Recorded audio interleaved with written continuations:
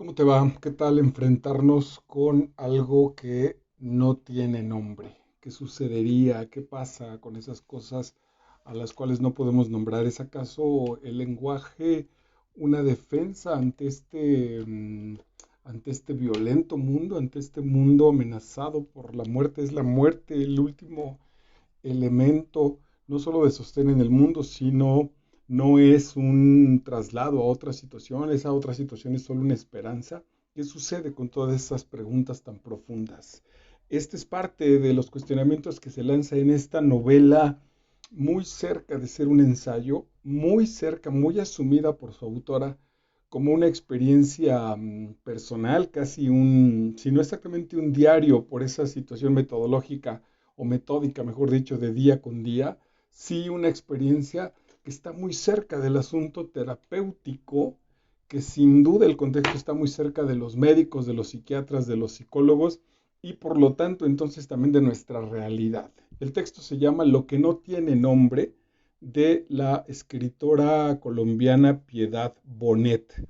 Ella nació en Amalfi, espero estarlo diciendo bien, en 1951, así que anda en los 70 años, Piedad Bonet, con este maravilloso, durísimo, espléndido texto que se llama Lo que no tiene nombre. Es un texto que está en la frontera entre la ficción y la verdad. Es un texto que usa, porque ella es escritora profesional, entonces usa de las metáforas y de las convenciones de las cuales se vale la literatura para embellecer el lenguaje. Ahora, el tema es tan brutalmente sacudidor y perturbador, que hay momentos que se estrella y que choca con con esta intención de embellecerlo, y hay momentos en los que sin duda lo logra y pasan, o vamos a vivir momentos poéticos profundamente amargos. Bienvenido, hoy es martes 24 de agosto del año 2021 y estás en Master Vidal en YouTube en la parte en el área de las entregas literarias. Bueno, pues ya entré con esta introducción de este espléndido texto. Es una novela breve y de verdad cada que mencione novela o ensayo va a estar delicado porque está tan cerca de la experiencia de su autora que, insisto, pues ya tiene estos elementos de las convenciones estéticas y de la libertad que seguramente ella se dio para manejar tiempos, situaciones, etcétera, pero está tan sustentado, y además aquí lo va a decir ella misma, está tan sustentado en su experiencia personal que pues que está a punto de, pues no sé, digo, de dejar de ser esta literatura de entretenimiento, esta literatura absolutamente estética. Bueno, pues lo mejor que puedo hacer para que puedas ir a este libro y ver si te atrae es irte leyendo como acostumbro en este espacio, explicarte los niveles de lectura, que en este caso están muy claros en el nivel psicológico, tan profundos en el nivel psicológico que toman rasgos que por momentos van a pasar por el nivel mítico y espiritual. Y por otro lado, bueno, pues llamar tu atención para que vayas a la experiencia de leer este espléndido texto, Lo que no tiene nombre, de Piedad Bonet. El título nunca mejor dispuesto para este caso. Es una experiencia que no tiene nombre. Nuestra autora, o nuestra narradora, mejor dicho, tiene un hijo enfermo de veintitantos años, un hijo que cuando está bien es muy inteligente, muy sociable, cariñoso, etcétera. Pero la novela arranca con un asunto donde un muchacho joven, con todas estas posibilidades, digamos, se tira del cuarto o quinto piso en un apartamento en Nueva York y se mata. A partir de ese momento vienen, pues evidentemente, el flashback del recorrido del muchacho y de la historia de este muchacho enfermo, enfermo a niveles psiquiátricos, y lo que sucede el asunto 2, 3, 4, 5 días después de este brutal suceso. Casi podríamos parafrasear solo en términos del título de esta crónica de una muerte anunciada, y que por más anunciada que haya sido, en este sentido, no deja espacio para respirar, no deja espacio para para una reflexión. Por eso el inicio con el que arranqué nuestra cápsula. qué sucede con las cosas que no podemos nombrar y si por no poderlas nombrar son necesariamente brutales y dolorosas. Arranca la novela, el texto diciendo, me pregunto qué sucedió aquí en los últimos 20 minutos de vida de Daniel. ¿Acaso sostuvo consigo mismo un último diálogo ansioso, desesperado, dolorido? ¿O tal vez su lucidez fue oscurecida por un ejército de sombras? Está padre, está hermoso este asunto del ejército de sombras. El interior de Daniel, un muchacho recién terminando una maestría en arte, que ya había manifestado situaciones de carácter psiquiátrico y que ya habían, un poco la familia lo que resuelve es, pues no puedes estar condenado al hospital, no puedes estar condenado a vivir enfermo todo el tiempo, entonces asumirán el riesgo que bajo la medicación y bajo la vigilancia médica pueda vivir y además vivir bien, porque estudiaba, porque llegó a tener pareja, porque viajó, porque estuvo un tiempo solo el chico en Europa. Y sin embargo, ¿qué hay? ¿Qué es esa cosa innombrable? ¿Qué hay en esta batalla?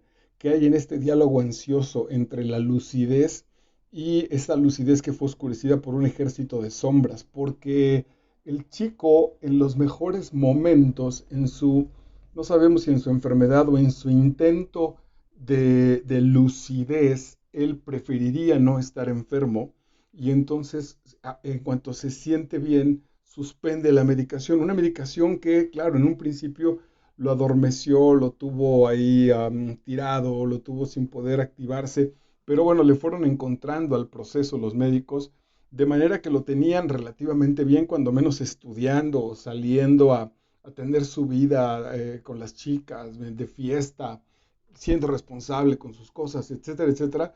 ¿Cómo es que en ese proceso que está funcionando bien, viene esta batalla y le vence? Y entonces el tipo dice, voy a dejar de medicarme porque me estoy poniendo bien. Como él mismo interiormente está con esa intención, con esa especie de voz de no debo estar enfermo, de no voy a estar enfermo, y entonces suspende la medicación, entra en crisis, no lo pueden ver porque está pues en sus cosas y les da la sorpresa, entre comillas, que se suicida y se mata pues el tipo. Eh, hay veladamente, pero con mucha consistencia, una crítica muy fuerte al contexto. ¿Qué hacemos los que nos llamamos sanos, los que no nos atendemos con el psiquiatra, los que no estamos medicados, en términos de adormecer nuestras facultades mentales, no exentas de neurosis, no exentas de crisis, no exentas de depresiones y muchas veces sí de una neurosis dolorosa, de una neurosis nada funcional? ¿Qué ofrecemos? ¿Cómo determinamos a los enfermos y qué les ofrecemos? Eso es un punto que está tocado muy fuertemente por la maestra Bonet. No hay un contexto que lo sostenga. Pareciera que no hay más que de dos. O eres racionalmente sano y te mueves y funcionas, o eres enfermo. No hay un punto intermedio y tampoco hay una comprensión. Ya iba a decir sana, pero vamos a ponerlo que las comprensiones son sanas. No hay una comprensión de lo que sucede con los que están fuera de esos procesos normalizados de conducta.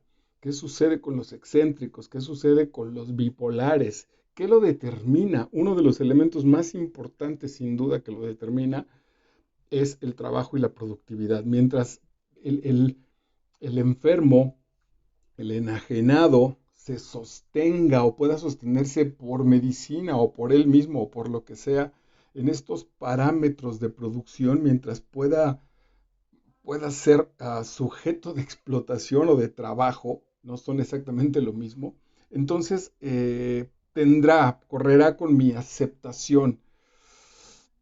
Pero incluso fuera de eso, ¿quién de los que estamos sanos, otra vez comillas, aceptaría una relación de pareja, formar una familia con una persona, otra vez comillas, enferma?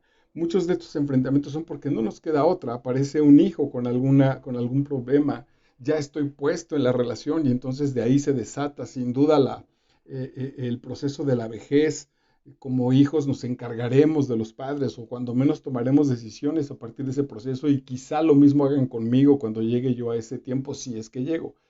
Pero ¿quién entraría a un asunto de relacionarse que no fuera de manera profesional para cobrar un salario, etcétera? ¿Quién entra a un asunto de hacerse amigo, el gran amigo, de hacerse entrañable, de entrar en intimidad como pareja, de entrar en intimidad como amigos con alguna persona enferma? Ese es el punto que los enfermos que está manifestado en esta novela se dan cuenta y eso potencializa brutalmente la soledad. Y como la sociedad está encargada de todos los dictámenes que forman la base de nuestras conversaciones y de nuestras convenciones, entonces también este grupo de alguna manera enajena el concepto de la espiritualidad y el concepto de Dios. Entonces también parecería que no hay un Dios para los enfermos, parecería que no hay un Dios para esta gente que está sufriendo sin duda a partir de ese proceso. Ese es el gran planteamiento de este texto y de esta novela. La autora tiene tal maestría y la experiencia es tan brutalmente profunda y dolorosa que toca a niveles que vale la pena revisar, decía yo, en términos poéticos, en términos existenciales, en términos filosóficos, con esta brutal paradoja, como termina y como cierra también Shakespeare en Hamlet, cuando menos Hamlet dirá, lo demás es silencio, después de enormes tiradas, después de diálogos profundos, después del diálogo que trae la guerra, el amor, los encuentros, los desencuentros, las decepciones, etcétera. El resto, lo mejor para expresar estos momentos será el silencio. Por eso aquí tiene mucho sentido este título de Lo que no tiene nombre. En esa, en esa situación tan brutal de un suicidio de un hijo en plena edad productiva, digamos, pueden venir, bueno, no pueden, vienen sin duda lecciones difíciles de asumir de una primera entrada, pero que ahí estarán. El siguiente textito dice, la vida es física, la vida es física, cuando menos esta, por supuesto. Siempre me gustó ese verso de Watanabe y también este de Blanca Varela. Es la gana del alma, eso es muy lindo. La vida es la gana del alma, el deseo del alma, que es el cuerpo. Eso es muy bonito. Ojalá lográramos esa, no sé si de eso va William Blake en Las bodas del cielo y el infierno, me parece que por ahí es. La gana del alma es el cuerpo, lo que el alma desea es el cuerpo en tanto que es el elemento de la manifestación. Venimos de una cultura brutalmente ya castigadora sobre el cuerpo y por otro lado, a partir del racionalismo también, le hemos enajenado el misterio y le hemos enajenado las cosas sencillas, pero profundamente placenteras, amorosas, llenas, cargadas de sabiduría, de ciencia humana que es, o que tiene, perdón, el cuerpo. Lo hemos dividido. Esta mente brutal ha terminado por imponerse y el cuerpo ha quedado, iba a decir ligeramente, pero no, francamente lanzado. Y entonces esta brutal autora maravillosamente ante la muerte de su hijo dice, ok, me duele porque me lleno de ideas con respecto a la muerte, las mías, las que he leído, las que la poesía me ha regalado y sin embargo puede expresar esta brutal sencillez. Es que la vida es física. Y entonces cuando el otro muere y no está su físico, se genera esa ausencia, se genera ese dolor. Y también es la gana del alma. Entonces el alma de este muchacho Daniel pues ya no tuvo gana y desaparece con el cuerpo. Siguiente, mientras tengo un pensamiento aterrador. Ahora, en manos de los forenses, su cuerpo no es ya un cuerpo, sino un frío objeto lleno de disecciones. Eso está muy lindo, me parece una distinción espléndida. El cuerpo es cuerpo mientras tiene vida. El cuerpo es cuerpo mientras tiene reflejos del ánima, reflejos del alma. Cuando entonces mi cuerpo me duele, sudo, lo percibo los cuerpos de los otros porque está esta ánima interior, porque está cargado de vitalidad interior. Una vez que no está esa vitalidad interior, dice ella, ya no es un cuerpo. Ya es entonces, francamente, sí, pues ese bulto, ya es ese frío objeto lleno de disecciones.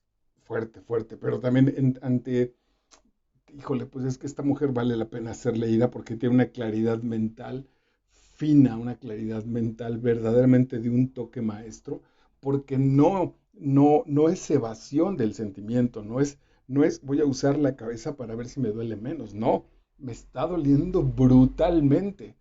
Y ella tiene esta maestría del buen uso de la palabra, del buen uso del lenguaje. Y cuando digo el buen uso es de la expresión que sea más poderosa, la expresión que sea la que más llegue, la que alcance con mayor cercanía esto que no tiene nombre.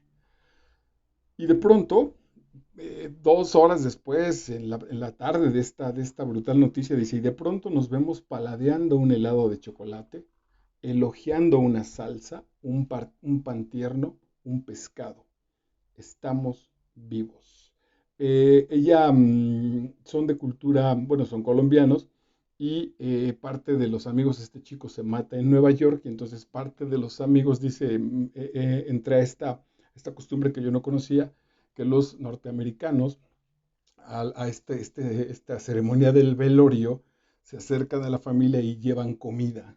Y llevan comida rica, no es una comida de supervivencia. Han preparado un platillo y más o menos la intención es para que la familia se quede en su dolor, agote, resane su dolor y el asunto físico no se descuide, el asunto, no se preocupen por tareas básicas, sino que estén ahí sostenidas a partir de estos regalos de la comida. Y paradójicamente tiene mucho sentido en todo caso esa vieja tradición, esa vieja práctica, porque lo que hace con los dolientes es regresar, restaurar el asunto de la vida. La vida es sabor, la vida es probar, la vida es alimento, la vida es consumirnos. Y entonces dice por eso, de pronto nos vemos paladeando un helado de chocolate, elogiando el sabor de una salsa, un pan tierno, un pescado. Estamos vivos, estar vivos son esos procesos de sabor. Entonces, la muerte, pues siempre asistimos, solamente vamos a asistir a la muerte del otro. Y entonces, esa muerte del otro puede ser un tremendo homenaje, el enorme recordatorio de que estamos vivos. Y estamos vivos porque saboreamos, porque probamos, porque nos alimentamos. Vemos la muerte no como una culminación y un tránsito hacia otro lugar, sino de esa forma a la vez descarnada y sin consuelo a la que él ha reducido la historia moderna. Un hecho simple, natural, tan aleatorio como la vida misma. Lo único que podemos hacer ahora para sacarla de su condición de acto animal, porque así mueren los animales, es recurrir a un ritual de despedida suficientemente hermoso que tenga que ver con el mismo Daniel y con aquello en lo que nosotros creemos.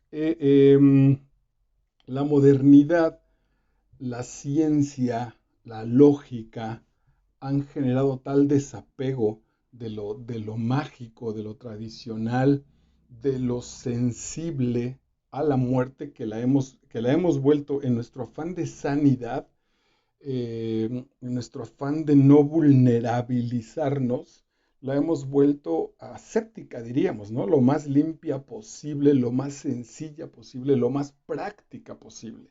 Pero esa practicidad corresponde a esta practicidad del mundo, a un acto mecánico.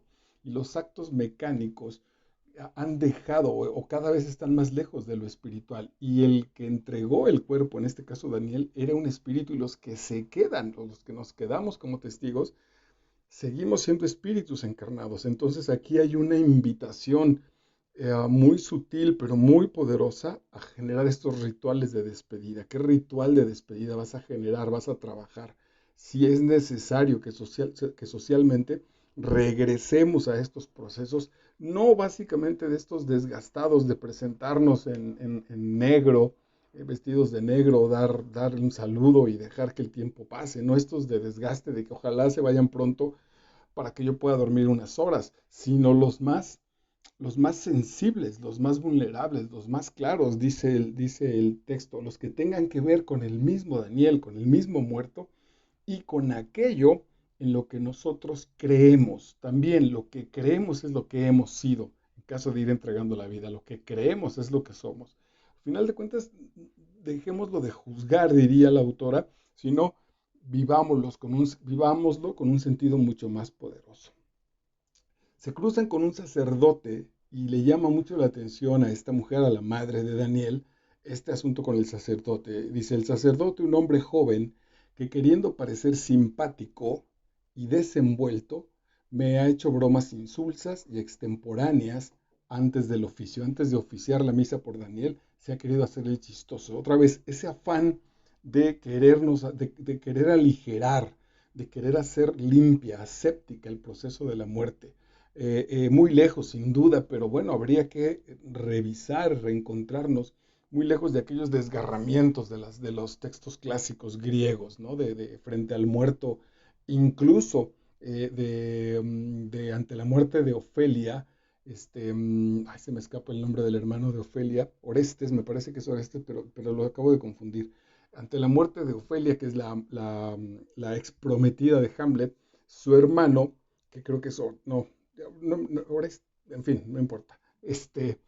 Se tira a la fosa y se desgarra las ropas. Y Hamlet también se tira a la fosa y dice, no vas a ti no te va a doler más la muerte, por más hermana tuya que sea, que a mí mismo. Entonces estas rasgaduras exteriores tenían el sentido de que así estoy por dentro. Si bien no me puedo meter la mano en la piel y arrancarme el corazón, sí lo puedo hacer con mis ropas en representación, en una representación muy cercana, muy connatural, muy consecuente con el interior que estoy viviendo.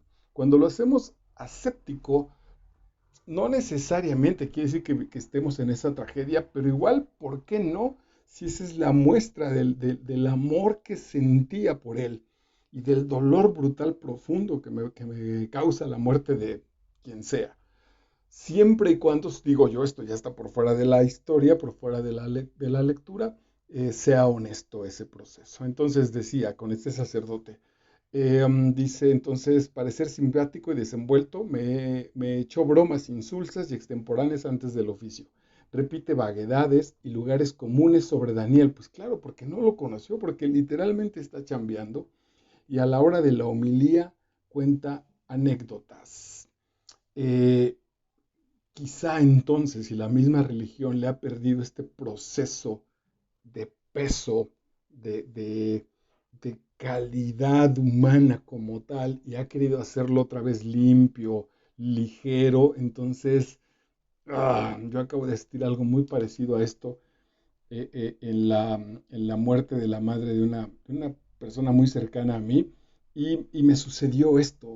No me puse de mal humor, pero sí de pronto pensé, el sacerdote no está siendo serio. Es posible, digo, yo traigo un cierto dolor por la persona con la cual estoy compartiendo, pero si fuera mi propia madre, es muy probable que yo le hubiera dicho al sacerdote, oiga, pare de pendejear, aquí hay dolor. No digo que se ponga a llorar, ni mucho menos, pero hágala serio, sea empático con lo que nos está pasando. No venimos ni a recibir un espectáculo a ver si usted nos saca de nuestra tristeza, sino aprovechar justo, si ya está ese elemento de tristeza y de dolor, aprovechar lo más profundo de esa experiencia.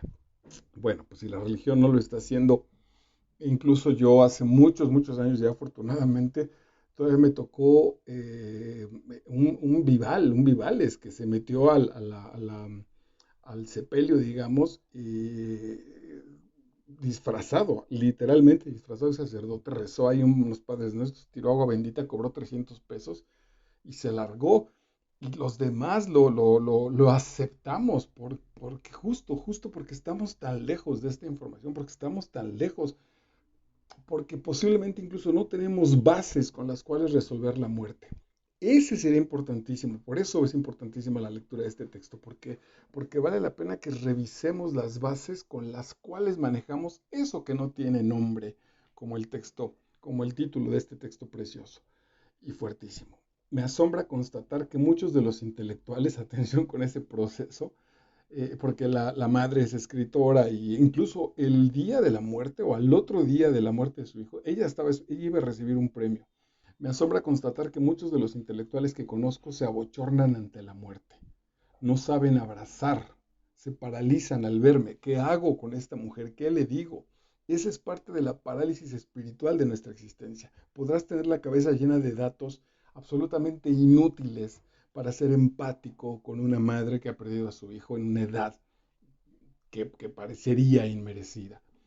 En cambio, el maestro de obra, que viene a casa hace más de 20 años para hacer reparaciones, se conmueve de manera evidente con la noticia.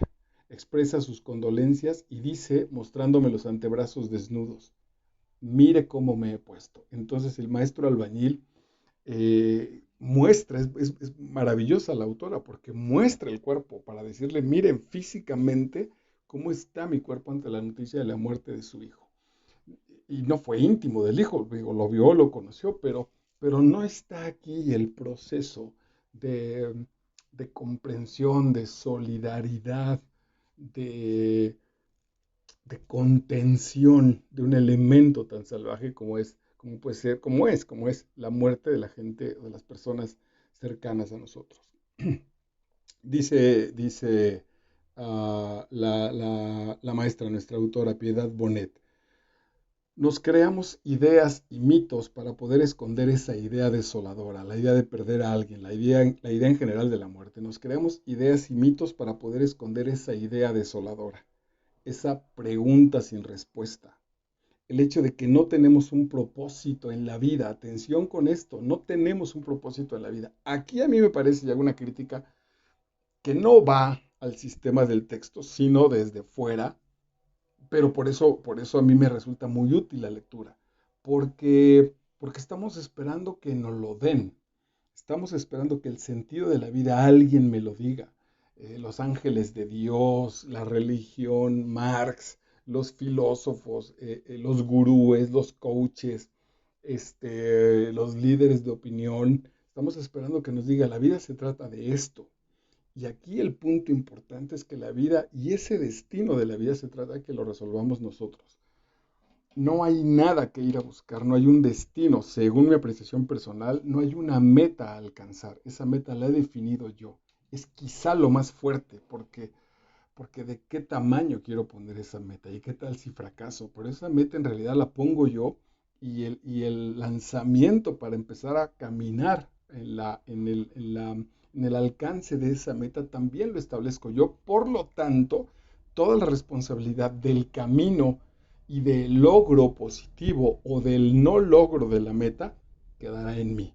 Es muy fácil, socialmente ha sido relativamente fácil, aunque pagamos el precio de esto, echar la culpa a la ausencia de Dios, a la muerte de Dios, diría Nietzsche, que no nos dejó como herencia, ¿qué tenemos que hacer?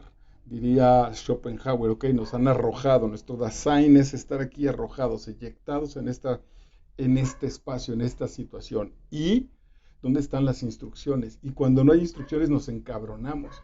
Cuando aquí el asunto es, hazte responsable de tus instrucciones si es que las quieres crear, si es que las quieres vivir a partir de eso. Eso es complicado, pero es maravilloso. Entonces dice la maestra, nos creamos ideas y mitos para poder esconder esa idea desoladora, esa pregunta sin respuesta, el hecho de que no tenemos un propósito en la vida. Por ello, nos inventamos las religiones, los seres superiores, para poder justificar nuestra existencia.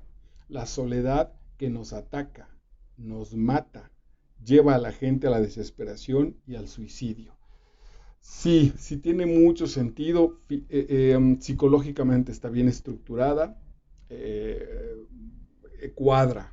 Ahora, aquí el asunto es que ella misma, como su hijo, se están colocando, atención, porque el tema es brutalmente salvaje, brutalmente rudo. Aquí el punto es que esas han sido las determinaciones en las cuales ella ha elaborado su existencia. Esos son los parámetros desde donde ella se puso a manejar su laberinto.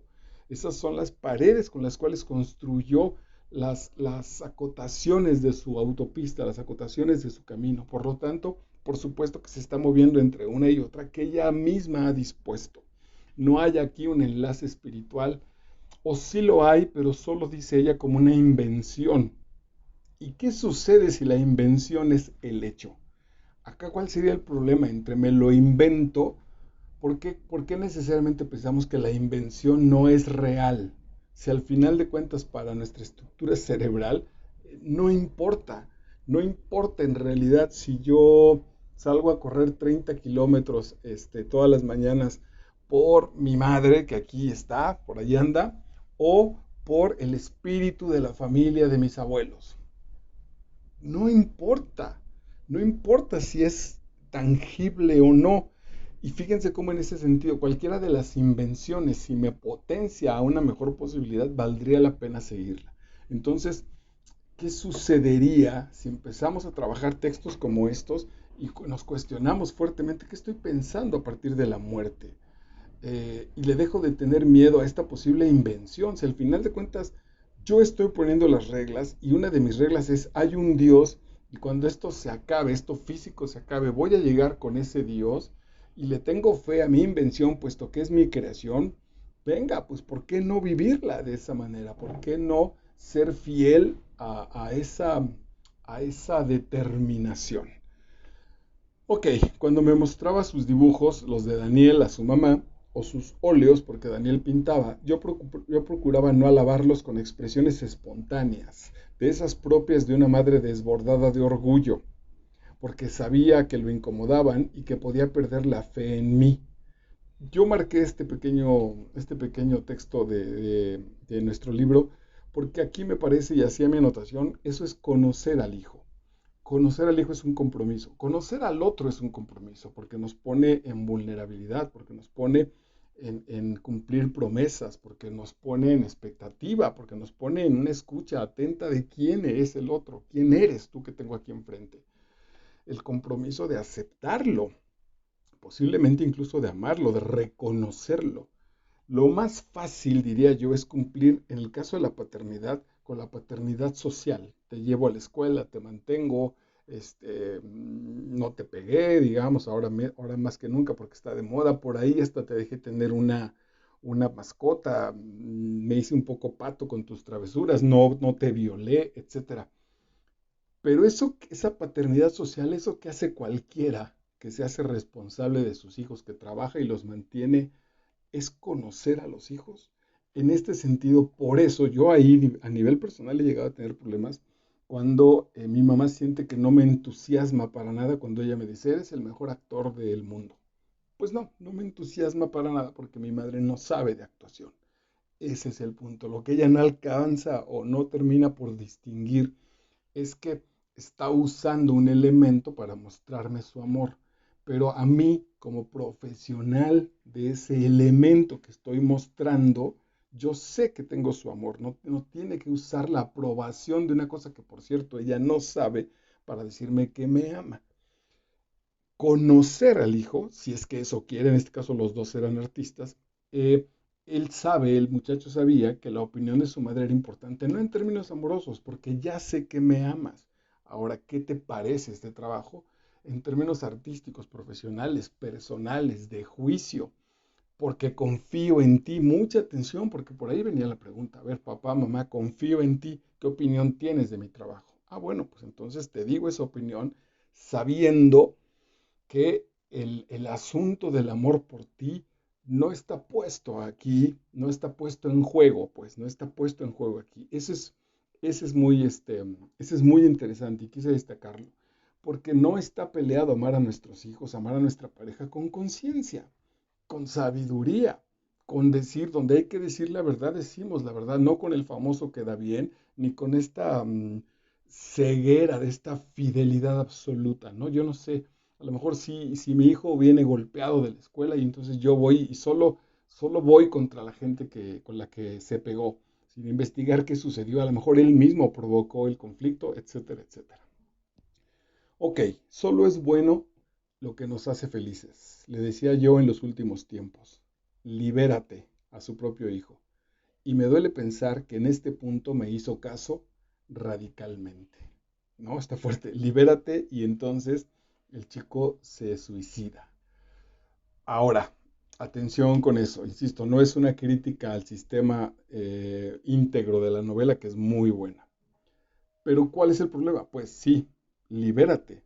Y si lo que le aprieta es la vida, pues libérate de la vida. No sé, creo que no solo creo que no, estoy seguro que yo no tengo el valor para decirle a uno de mis hijos, venga, si no quieres vivir, está bien. no vivas, suicídate. Ya estoy pensándolo. Pero a mí me parece que el amor verdaderamente sano, el amor verdaderamente entregado, podría alcanzar esos elementos.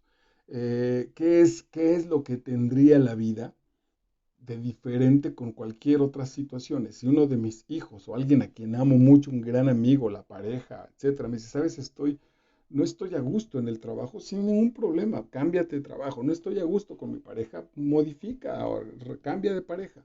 No estoy a gusto con mi vida.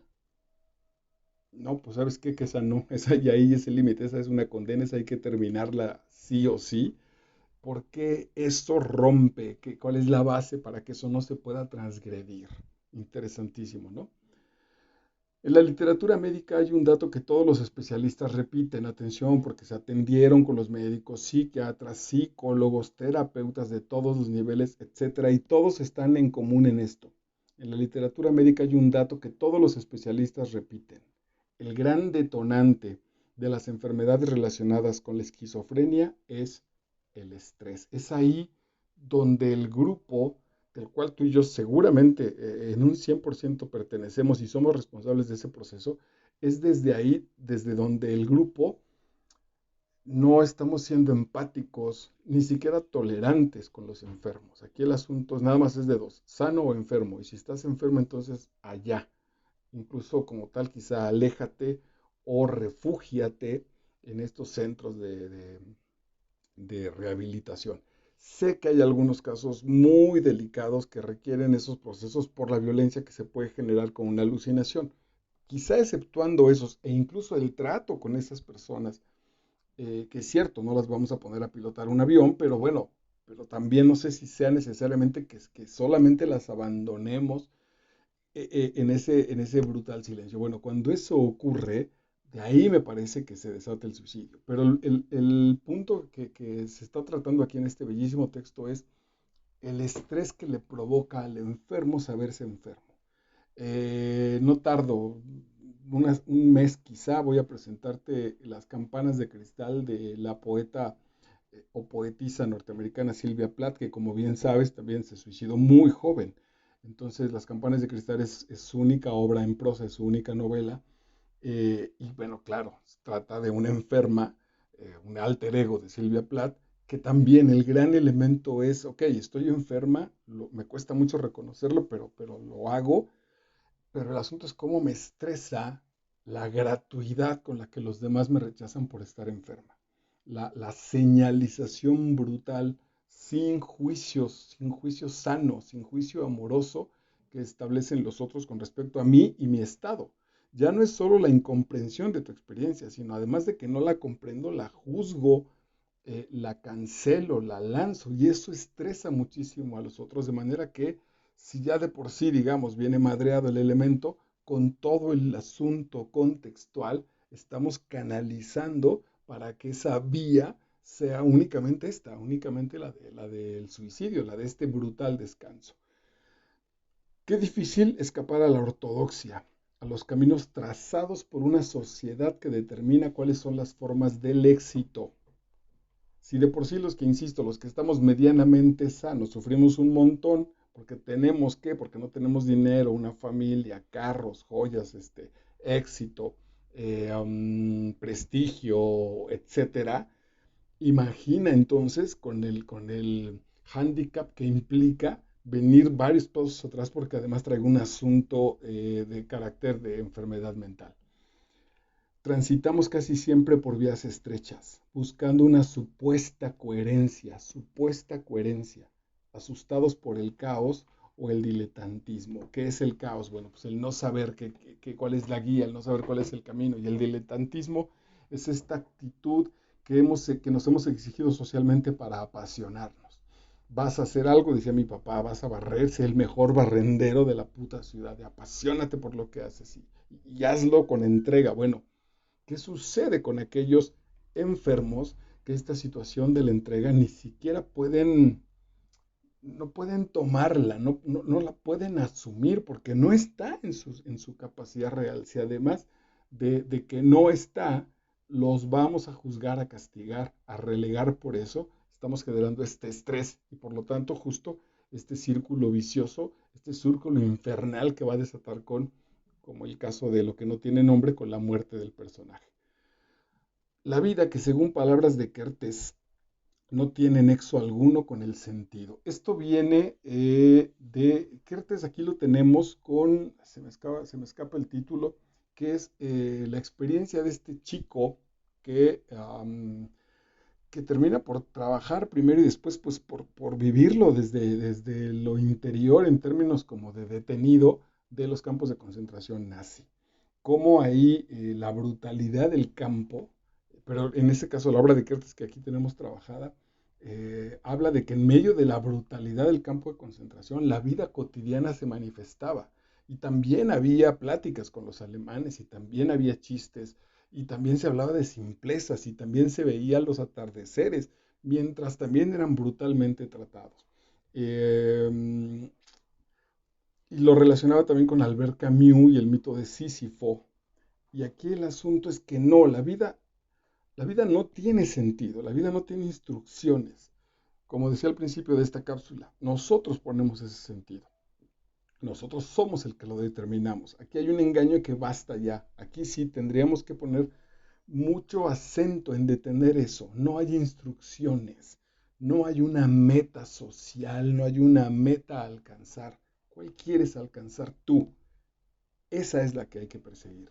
Tú decides si la que quieres alcanzar es morir alcohólico en el parque a 3 cuadras de mi casa o eh, inventar la vacuna contra el COVID, ser un santo, ser el millonario más importante de tu tiempo, reformar en la materia que quieras para bien las situaciones técnicas, mecanotécnicas o filosóficas del área que tú hayas decidido emprender. Pero ese sentido lo estableces tú. Y mucha gente se le escapa la vida esperando que el sentido aparezca. Dice entonces, no produzco pensamientos, los pensamientos me producen a mí. Esto sin duda ya en este proceso neurótico o francamente enfermizo, tan brutal, tan sin barreras, tan sin divisiones, tan arrasante, que puede permitir a llegar a decir esto. Los pensamientos me producen a mí. En otras palabras, yo soy mi cabeza. Ahí reside la integridad de mi personalidad, lo que soy. Pero ahora mi personalidad está dividida. Estoy habitado por otro.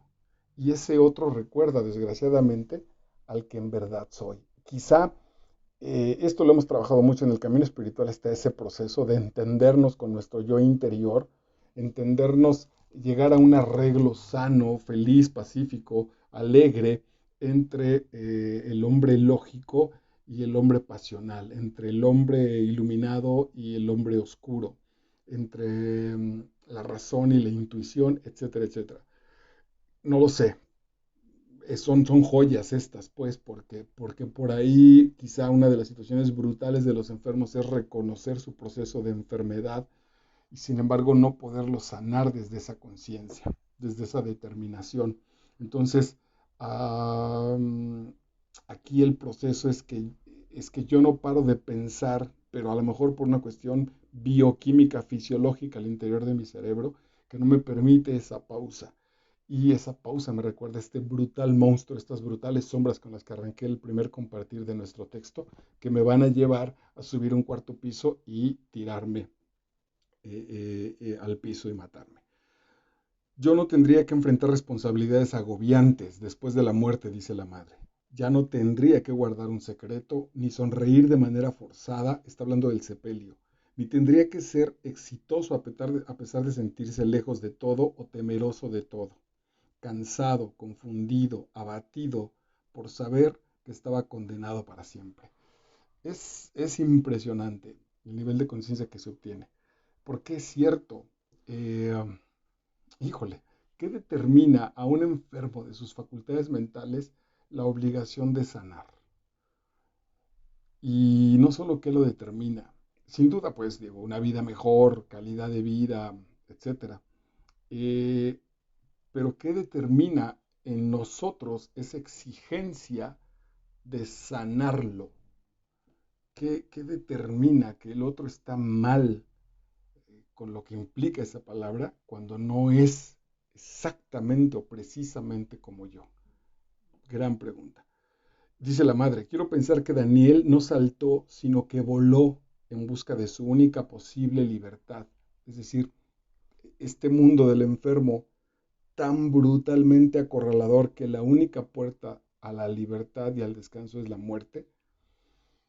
Dice, quiero pensar entonces que Daniel no saltó, sino que voló en busca de su única posible libertad, por orgullo, por rabia, por miedo, por falta de fe en sí mismo, por valentía, por vergüenza, por cortesía con los demás, por enajenamiento, por desencanto, por odio a sus propias elecciones.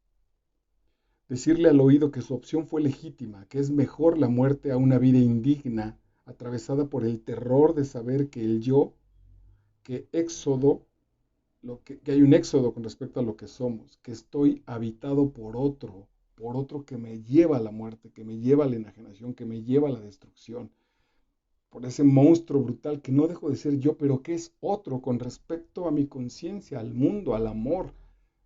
Maravilloso, pero brutal finalmente esta posibilidad, este verdadero duelo interno de la voz del otro que dice, venga, vamos a matarnos, venga, vamos a desaparecer, y este impulso, sensación, llamado vital de decir, no, no quiero dejar a la gente que amo, quiero tener un hijo, quiero comer helado. Decirle al oído que su opción fue legítima, que es mejor la muerte, ya está. Yo lo abrazo y le suplico, Dani, no te mueras. Y él me mira con una cara triste y recuesta su cabeza en mi hombro. Adivino su pensamiento, mamá, no puedo hacer otra cosa. Este es muy fuerte. No puedo hacer otra cosa que morirme, pero atención con esto, y aquí me parece la clave y lo profundo y lo valiente de nuestra lectura. Nosotros tampoco podemos hacer otra cosa. Nosotros solo estamos muriéndonos momento a momento mientras escuchas esa charla, mientras yo la dicto. Solo nos estamos muriendo. Aquí lo valioso podría ser en qué ocupo ese tiempo, en qué tomo mis decisiones de esta brutal catarata que me arroja a la muerte. Y finalmente, como decía al principio, cambiar nuestras expectativas, a lo mejor hasta de nombre, ojalá vengan ya pronto, o si no mismo aquí empiezo a establecerlas y estabilizarlas, que la muerte se deje de llamar muerte, que ese paso al que le llamamos muerte ya sea verdaderamente, aunque sea en términos de lenguaje, el pase a la vida eterna, como manejan las relaciones, las religiones. Lo que pasa es que las religiones han terminado por no ser coherentes y se han empantanado también en intentar demostrarlo a partir de la ciencia. Y no está ahí, esa verdad no está puesta ahí. Me pregunto por qué lo hago. Quizá porque un libro se escribe sobre todo para hacerse preguntas, porque narrar equivale a distanciar, a dar perspectiva y sentido, porque contando mi historia tal vez cuento muchas otras, porque a pesar de todo, de mi confusión, de mi desaliento, todavía tengo fe en las palabras. Valiente después de la muerte por suicidio de un hijo, valiente, maravillosa la autora. Porque aunque envidio a los que pueden hacer literatura con dramas ajenos, yo solo puedo alimentarme de mis propias entrañas. Pero sobre todo porque, como escribe Millás, la escritura abre y cauteriza al mismo tiempo las heridas. Genial, por eso lo usan también en términos terapéuticos en la psicología, pero para eso también la literatura es maravillosa, para que yo me enfrente con el mundo del suicida y lo establezca en mis propias posibilidades, se abran mis heridas, duelan sin lugar a dudas, pero también se cautericen y me dejen descansar. Y finalmente cierra el texto diciendo, en un lugar había un ratón oscuro. Lo que había era una gran polilla. Ataco se llama esa polilla, el nombre científico de la mariposa antes de ser mariposa. Como esas que vuelan, como pájaros, en torno a las lámparas en el crepúsculo de la India. El final no puede ser más hermoso, el de esta polilla, pero el de su hijo también, en esta relación maravillosa entre la vida que vivo y los mensajes que la naturaleza me está poniendo. Y entonces, aquellas gruesas alas negras, con un vidrioso ojo dibujado en cada una y vello púrpura espolvoreado sobre sus puntas encorvadas, tomaron una bocanada de aire bajo el impulso de una felicidad tierna, de voladora casi humana. Esa polilla se convertirá en una mariposa. Esa esa polilla cerebral que fue Daniel, también espiritualmente, se convertirá en una mariposa. Pero ahí no puede explicarlo ya de manera científica, no puede hacer un tratado sobre eso, sino no le queda más que la belleza del arte, la belleza de la literatura para lanzar su mensaje y revisar si nosotros tenemos la capacidad suficiente para escucharlo y empezar a modificar nuestras conversaciones con respecto a la vida, a la muerte, a eso, como se llama este espléndido libro, a eso que dice lo que no tiene nombre. Podemos empezar a tratar también de manera amorosa a lo que no tiene nombre, de manera libre a lo que no tiene nombre. Eso ya es responsabilidad absolutamente tuya. Y bueno, claro, si puedes contar conmigo, es responsabilidad nuestra. Lo que no tiene nombre, de Piedad Bonet, maravillosa. Vale la pena que lo encuentres y que te enfrentes a la experiencia dolorosa, pero hermosísima de su lectura. Estás en Master Vidal en YouTube. Soy Marco Vidal y estoy para servirte. Gracias.